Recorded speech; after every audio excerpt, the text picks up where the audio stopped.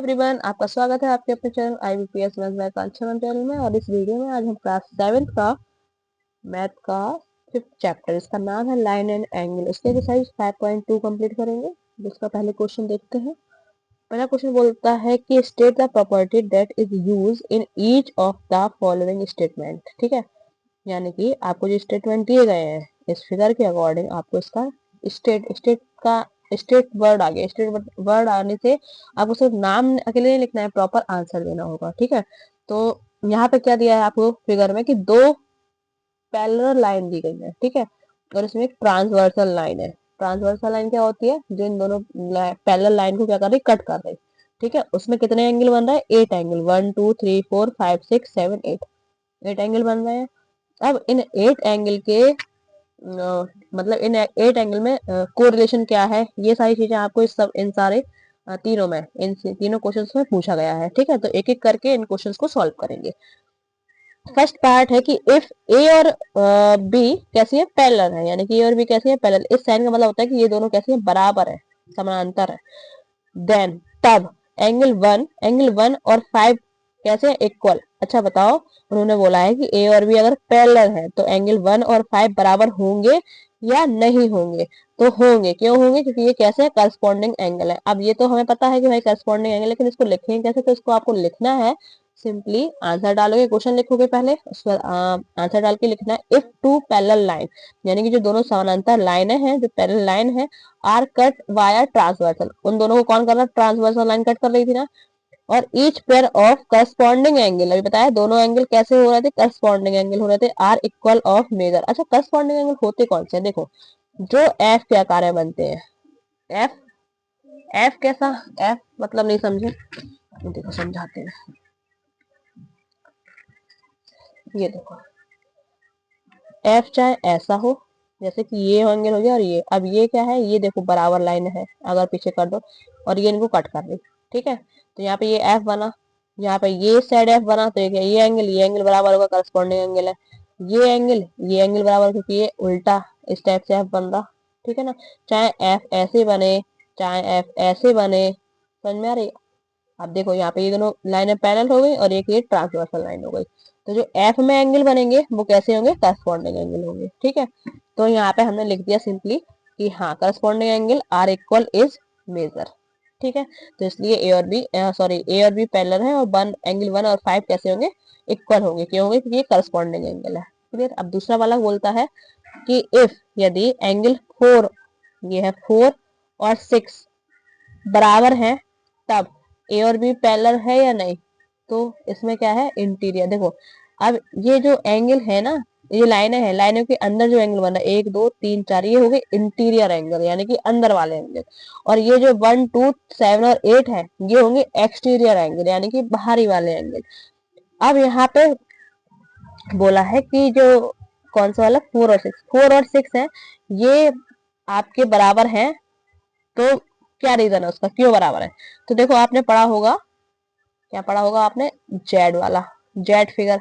Z में भी अगर ये और ये है, देखो कॉपी में लिखा था, जेड जेड बनाया, जेड बनने पे भी देखो, एक ये आगे हो जाएगी, ये ऐसे बढ़ा दोगे तो ये पैरेलल लाइन हो गई। ठीक है, और ये हो गई ट्रांसवर्सल लाइन। लेकिन ये जेड दिख रहा है ना, जेड पे बने एंगल कैसे होते हैं? अल्टरनेट एंगल होते हैं। कैसे होते हैं? अल्टरनेट एंगल, याद रखना।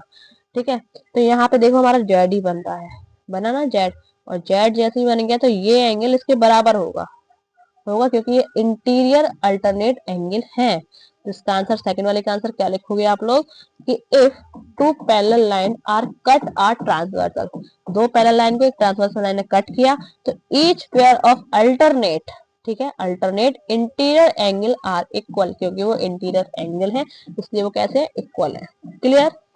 अब थर्ड क्वेश्चन देखते हैं। थर्ड क्वेश्चन बोलता है आपसे if angle 4 + 5 is equal to 180, मतलब 4 और 5 का एंगल कैसा होना चाहिए? 180 होना चाहिए। 180 मतलब कैसे? सप्लीमेंट्री। ठीक है, तब ए और बी कैसी है? पैरेलल। तो आप इसमें क्या लिखोगे कि if two parallel line are cut are transversal, ये लाइन तो आपको तीनों में लिखनी है। एक दो पैरेलल लाइन है, उसको तीसरी लाइन कौन सी? ट्रांसवर्सल लाइन कट करती है। Then each pair of interior, क्या है? Interior angle on the same side, ठीक है, सेम साइड यानी कि अंदर की side of the transversal are supplementary. ठीक है, क्योंकि ये कैसे है, सेम साइड में है, अंदर की ही साइड में ये और ये, तो इनका एड कैसा होगा, 180 होगा। ये 180 होगा तो हाँ ये और ये पैरेलल है। क्लियर। अब मूव करते हैं सेकंड क्वेश्चन की तरफ। सेकंड क्वेश्चन बोला है कि if the adjoining figure identify. देखो इसमें ना 1 2 3 4 क्वेश्चन दिए हैं और आपको क्या करना है, आइडेंटिफाई करना है। तो पहला वाला क्वेश्चन है कि the pair of corresponding angle, the pair of corresponding angle. अच्छा, इसमें आपको बताना है कि आपको ये दिया गया है एक फिगर और इसमें बताना है कि करस्पॉन्डिंग एंगल के कौन कौन से पेयर बन रहा है। करस्पॉन्डिंग एंगल क्या होंगे, जो एफ पे बनेंगे। तो एफ देखो, एक तो ऐसा थोड़ा तिरछा विरछा एफ होगा लेकिन चलेगा। एफ में एक डंडी ऐसी होती है और एक ऐसी होती है, ठीक है, होती है ना। अगर यहाँ से देखोगे तो सबसे पहले सीधे ये एफ देख लो आप। ये यहाँ से इसको हटा दो, ठीक है, और इसको हटा दो तो आपको एफ दिख रहा होगा, दिख रहा है ना। तो ये जो वन वाला है, ऊपर वाला 1 और 5 ये होंगे, ठीक है। और दूसरा 2 और 6 होगा। 1 और 5 कैसे होगा कि ये ऊपर वाला एंगल ऊपर वाले के साथ जाएगा और नीचे वाला एंगल नीचे वाले के साथ जाएगा, ठीक है। तो एफ और 1 और 5 और 2 और 6 कैसे करस्पॉन्डिंग है। अब देखो इस साइड से एफ देखें तो इसको हटा दो और इसको हटा दो, तो ये एफ दिख रहा है आपको, दिख रहा ना भाई। ये देखो ऐसा ऐसा करके, ये ऐसे करके ऐसे, है ना एफ।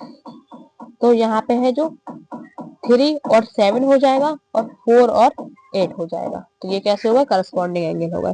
तो बस सीधा इसका नाम, इसको लिखना, क्वेश्चन लिखना, फिगर बनाना और फर्स्ट पार्ट डाल के सीधा आपको आंसर लिख देना है कि 1 और 5, 1 and 5 comma 2 and 6 comma 3 and 7 comma 4 and 8।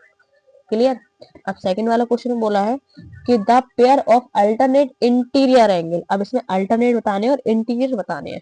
तो भैया अल्टरनेट कैसे होंगे, ये होगा इसके और ये होगा इसके बराबर, क्योंकि अंदर के बताने, एक्सटीरियर नहीं बोला उन्होंने, इंटीरियर बोला है। तो 3 और 5 और 2 एंड 8, बस। तो सेकंड वाले का आंसर लिख दोगे 3 एंड 5 कॉमा 2 एंड 8, ठीक है। थर्ड वाला है कि the pair of interior angle on the same side of a transversal. अच्छा, अब इनको इंटीरियर एंगल बताने, वो भी सेम साइड, सेम साइड यानी कि एक तरफ, एक ही तरफ हो दोनों चीजें। तो जैसे कि 2 और 5 हो गया हमारा, 2 और 5 हो गया, 3 और 8 हो गया, ठीक है। इन दोनों का सम 180 होगा ना, और इन दोनों का सम 180 होगा, ठीक है। तो इसका भी आंसर आप किससे लिख दोगे सीधा, 2 कॉमा यहाँ पे 2 comma 5 comma 3 and 8, 2 and 5 comma 3 and 8, यहाँ पे कॉमा मत लगाना, एंड लगाना, ठीक है। फोर्थ वाला है the vertically opposite angle. Vertically opposite angle कैसे होते हैं, वर्टिकली अपोजिट एंगल ऐसे होते हैं जो एक्स पे बनते हैं, जो दो लाइनें कट करती है ना, तो ये वाला इसके वर्टिकली होगा और ये वाला इसके वर्टिकली होगा और ये आपस में हमेशा बराबर होंगे, ठीक है। तो अब बताओ वर्टिकली अपोजिट एंगल, देखो अगर इसको हटा दें तो ये लाइन और ये लाइन आपस में कट कर रहे हैं, तो ये इसकी वर्टिकली होगा और ये इसकी वर्टिकली होगा। तो 4 एंड 2, 1 एंड 3, ठीक है। और इसको हटा दे तो यहाँ पे 5 एंड 7 और 8 एंड, भाई एक लाइन ये और एक लाइन ये आपस में कट कर रहे हैं, तो 8 और 6, 5 और 7 बराबर होंगे। तो इसका आंसर हम सीधा लिख देंगे यहाँ पे 1 एंड 3 2 एंड 4 6 एंड 8 5 एंड 7। और यहाँ से हमारा सेकंड क्वेश्चन भी हो गया फिनिश। थर्ड क्वेश्चन की बात कर लेते हैं। तो थर्ड क्वेश्चन कहता है कि in the adjoining figure P और क्यू कैसे है, पैरेलल है। तो फाइंड अननोन एंगल। मतलब कि देखो ये पहले तो अभी लेटा के देखा था, ये ऐसा था ना, ऐसा एंगल था, ये पैरेलल थी। अब इसको ऐसे घुमाया और ऐसे कर दिया, तो यहाँ पे ये दोनों पैरेलल हो गए और ये ट्रांसवर्सल लाइन हो गई। क्लियर। एंगल वही है और नहीं, चीज वही है, आई मीन ये है जो सेम क्वेश्चन है, ठीक है, सेम फिगर है और बस थोड़ा सा घुमा दिया उसको एंगल को।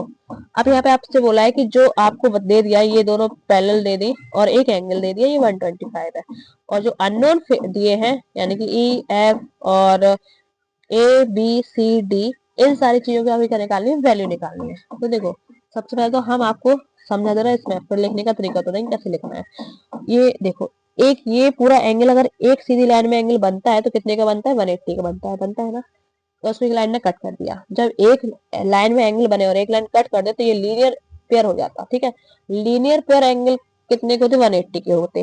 तो ये हो गया 125। अब 180 में से अगर आप 125 घटा दोगे तो आपका एंगल ई निकल जाएगा, और 125 घटाओगे तो ये 55 निकल के आएगा। अब ये 55 निकल के आ गया तो ये लाइन और ये लाइन आपस में कट कर रहा है, तो ये 55 होगा तो ये भी 55 होगा। 55 यानी कि 55 55 दोनों होंगे। ई और एफ क्यों होंगे, क्योंकि ये वर्टिकली अपोजिट एंगल हो गया। अब ठीक है, अब ये निकल के आ गया।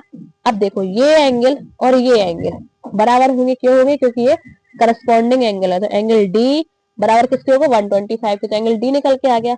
एंगल डी निकल के आ गया तो बी भी इसके बराबर होगा। डी के बराबर क्यों होगा, क्योंकि ये दोनों लाइनें आपस में काट रही है, तो ये वर्टिकली अपोजिट एंगल होंगे। ठीक है, अब ये वर्टिकली अपोजिट एंगल हो गए तो यहाँ पे देखो, अभी आपने ई फाइंड किया था ना, तो ई और ए बराबर होंगे। क्यों बराबर होंगे, क्योंकि ये करस्पॉन्डिंग एंगल है। तो ये भी 55 था तो ये भी 55 होगा, ये 55 होगा तो ये भी 55 होगा, क्योंकि ए और सी भी आपस में कैसे होंगे, बराबर होंगे, क्योंकि ये भी वर्टिकली अपोजिट एंगल है। क्लियर। अब इसको करेंगे कैसे, तो आइए देखते हैं। देखिए एंगल ई 125 बराबर 180 ब्रैकेट डाला, क्योंकि ये लीनियर पेयर है। तो यहाँ से हमने 180 लिखा, 125 को यहाँ ले गए बराबर के, तो हो गया माइनस का 125। ई बराबर कितना निकला, 55। एंगल ई और एफ बराबर होंगे कितने के, 55 के। कैसे, वर्टिकली अपोजिट एंगल है ना। यहाँ से देखते जाओ, क्योंकि ये वर्टिकली अपोजिट एंगल है।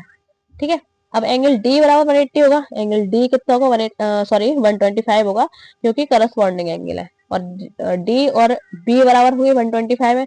डी और बी इसलिए बराबर हुए क्योंकि ये वर्टिकली अपोजिट एंगल है, तो हमने ब्रैकेट में डाला वर्टिकली अपोजिट एंगल। ए और ई बराबर होंगे क्योंकि ये करस्पॉन्डिंग एंगल है। ए और ई करस्पॉन्डिंग एंगल है, ई हमने यहाँ पे निकाला था पहले। और सी और ए बराबर होंगे, वर्टिकली अपोजिट एंगल है। क्लियर। यहाँ हुआ हमारा थर्ड क्वेश्चन भी फिनिश। उसके बाद आपको यहाँ पे सारे एंगल्स का वैल्यू लिख देना है एक सीरीज में। ठीक है, उसके बाद आप मूव करते हैं फोर्थ क्वेश्चन पे। फोर्थ क्वेश्चन बोलता है कि find the value of x in each of the following figure L parallel M. अगर एल और एम बराबर हैं तो यहाँ पे एक्स की वैल्यू फाइंड करो। अब एक्स में और इसमें जो दिया है 110, इनमें कोई रिलेशन नहीं बनता कि हम डायरेक्ट कोई सॉल्व करें, तो उसके लिए हमें एक एंगल निकालना पड़ेगा। अब चाहो आप तो यहाँ पे मान लो इसको क्या, बाय। ठीक है, इसको अगर बाय मान लोगे तो क्या होगा कि ये करस्पॉन्डिंग एंगल हो जाएंगे, और करस्पॉन्डिंग एंगल बाद फिर इसको आप लोग 180 डिग्री से कर 180 में से माइनस कर दोगे 110, तो कितना 70 निकल के आ जाएगा एक्स। और चाहो तो इसको ना मान के इधर पे इसको मान लो वाई, तो ये लीनियर पेयर में बन जाएगा एंगल। बना ना एक एंगल, तो 180 में से इसको घटाओगे तो कितना निकल के आएगा यहाँ पे 70। और ये कैसे हो जाएंगे, अल्टरनेट इंटीरियर एंगल। समझ में आ रहा ना। तो इसको करेंगे कैसे, देखो हमने क्या किया, एंगल आप कैसे भी कर सकते हो, दोनों कॉन्सेप्ट ठीक एकदम सटीक है और सही है। आप चाहो तो ऐसे कर लेना, चाहो तो वैसे कर लेना, समझाया करस्पॉन्डिंग एंगल करके।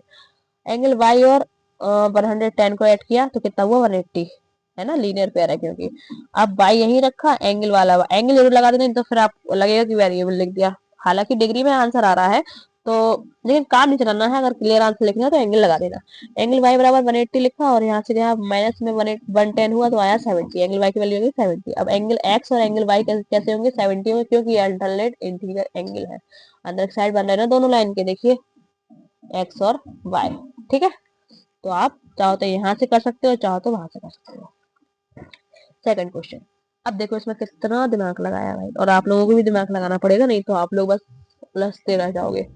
इसमें क्या है ना कि सिर्फ देखते ही साथ आंसर आ जाए, लेकिन इसमें बच्चे कंफ्यूज होंगे कि यहाँ पे 80 का तो कोई हमने यूज ही नहीं किया।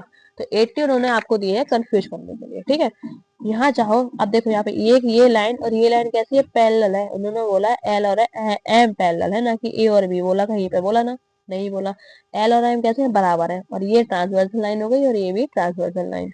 ठीक है, तो इसमें क्या हुआ कि ये जो अब जो पैरेलल है तो पैरेलल लाइन के ये वाला एंगल और ये वाला एंगल एफ में बना ना, एफ देखो ऐसे, ये और ये कैसे होंगे, करस्पॉन्डिंग एंगल होंगे, और करस्पॉन्डिंग एंगल होंगे तो 110 एक्स के बराबर ही होगा। 110 नहीं, सॉरी 100, सॉरी। और ये किसके बराबर होगा, इसके बराबर होगा। लेकिन अब तुम लोग सोचोगे मैं 80 का यूज ही नहीं हुआ, 80 सिर्फ आपको कंफ्यूज करने के लिए दिया है और उसका कोई यूज नहीं होना है, सीधा लिख देना है। एक्स एक्स की वैल्यू फाइंड करनी ना ओनली, तो एक्स बराबर क्या लिखोगे 110, क्योंकि ये करस्पॉन्डिंग एंगल है, बस सीधा लिख देना है। सेकंड पार्ट डालना है एक्स बराबर 100, क्योंकि ये कैसे है, करस्पॉन्डिंग एंगल है। ठीक है, अब पार्ट का क्वेश्चन देखते हैं। इन the given figure, in the given figure, जो आपको फिगर दिया है और बोला है द आर्म्स ऑफ आर्म्स, ठीक है, कैसे है, दोनों एंगल कैसे है, पैरेलल है। आर्म मतलब समझ रहे हैं, ये इसके पैरेलल है और ये इसके पैरेलल है। ठीक है, if angle A B C कैसा है, 70 है, देन फाइंड तब फाइंड करना है डी जी सी, यानी कि एक तो ये एंगल फाइंड करना है, दूसरा डी ई एफ, एक तो ये एंगल फाइंड करना है, ये और ये फाइंड करना है। इसमें से कोई भी एक निकल जाए, ये निकल जाएगा तो ये अब इसके बराबर हो जाएगा, और ये निकलेगा ऐसे क्योंकि ये और ये इसके बराबर है। अच्छा गौर से देखिए, तो ये एफ नजर आ रहा है आपको ऐसे लेटा हुआ, आया ना, इतना अगर हम छुपा ले तो ये 70 है तो ये भी 70 होगा। क्यों 70 होगा, क्योंकि ये करस्पॉन्डिंग एंगल होगा भाई, ये पैरेलल है ना, है ना, बोला है उसमें कि भैया पैरेलल है उसकी आर्म, तो ये और ये बराबर होगा, तो ये 70 है तो ये भी 70 होगा, ब्रैकेट में डाल देना करस्पॉन्डिंग एंगल। अब देखो अगर मैं इसको छुपा लिया तो ये देखो एफ बन गया, और ये एफ बना तो ये और ये बराबर हुए, क्योंकि ये भी करस्पॉन्डिंग एंगल है। सीधा लिख देना है आपको एंगल डी जी सी बराबर एंगल ए बी सी बराबर 70, क्योंकि ये करस्पॉन्डिंग एंगल है।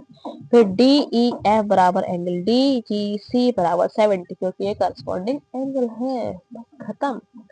अब लास्ट क्वेश्चन बोलता है कि in the given figure below decide whether L is parallel to M, यानी कि इसमें आपको ये फाइंड करना है कि एल और एम पैरेलल लाइन है भी या नहीं, क्योंकि जो अपन ने अभी तक कंडीशंस पढ़ी हैं, corresponding angle, alternate interior angle, interior पढ़ लो या एक्सटीरियर पढ़ लो, ये सारी प्रॉपर्टीज आपको पैरेलल लाइन में ही, मतलब जब दोनों लाइनें पैरेलल होंगी तभी कंडीशन फॉलो करेंगी, अदरवाइज नहीं करेंगी। अब इसमें बोला है कि आपको यही पता लगाना है कि ये और ये पैरेलल है भी या नहीं।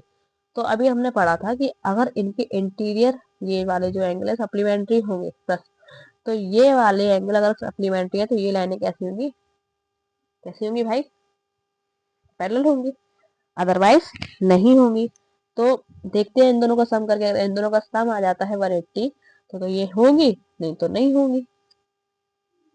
ठीक है, देखते हैं। देखिए 126 और 44 का ऐड किया तो आया 170, जो कि 180 के बराबर नहीं है, डज नॉट।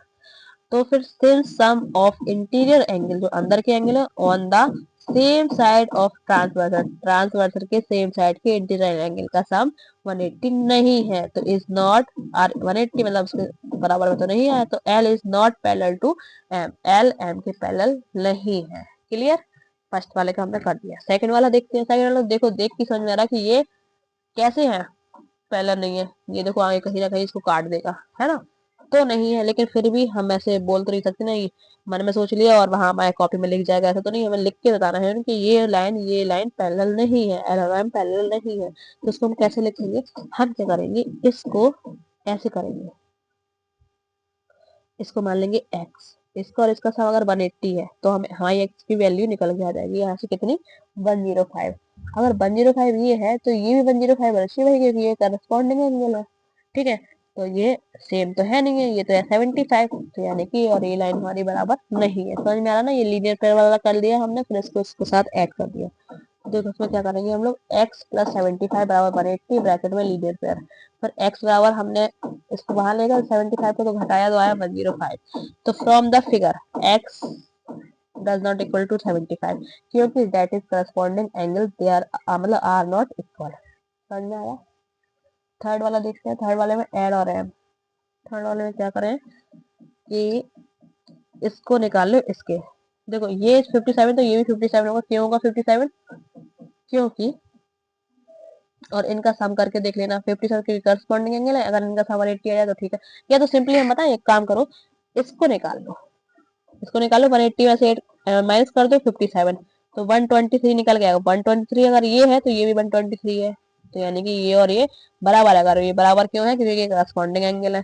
जब करस्पॉन्डिंग एंगल बराबर आ गया तो यानी कि एल और एम हमारी इक्वल है। तो इसको लिखेंगे कैसे, इसको लिख देना ऐसे, एक्स बराबर 57 बराबर 80, ब्रैकेट में लीनियर पेयर है। फिर एक्स वैल्यू निकाली 180 में से 57 माइनस कर दिया, तो एक्स बराबर कितना 125 निकल के आया, 123 sorry. Since the corresponding angle are equal, ठीक है, इक्वल, इसलिए therefore L is parallel to M, ठीक है। अब देखो ये भी नहीं है, ये तो साफ साफ दिख रही है, आगे जाके कहीं ना कहीं काटेगी, लेकिन फिर भी इसको हमें करना है। तो क्या करेंगे हम लोग, x प्लस 70 कर लेंगे, इसको निकाल लो। और ये बराबर नहीं आएगा तो नहीं है, पैरेलल आ गया तो पैरेलल है। तो इसको निकाला, x में x मान लिया यहाँ पे, और इसको 180 में से घटा दिया, तो x बराबर हमारा कितना निकल के आ गया, देखो x बराबर हमने किया 180, 70 प्लस 180 माइनस किया तो आया 108। अब भैया फिगर में ना 8, ये तुम्हें दिया है 98, ठीक है, और हमारा निकला ये कितना 108। तो ये बराबर तो है नहीं है, तो बराबर नहीं है तो यहाँ पर लिख देना है from the figure x does not equal 98, तो that is corresponding angle are not equal, तो therefore L is not parallel to M। Clear. ऐसे क्वेश्चन के साथ हमारी वीडियो होती है कंप्लीट। अगर वीडियो अच्छी लगी हो तो लाइक कीजिएगा, शेयर कीजिएगा, कमेंट करना बिल्कुल ना भूलना। और तब तक के लिए बाय बाय।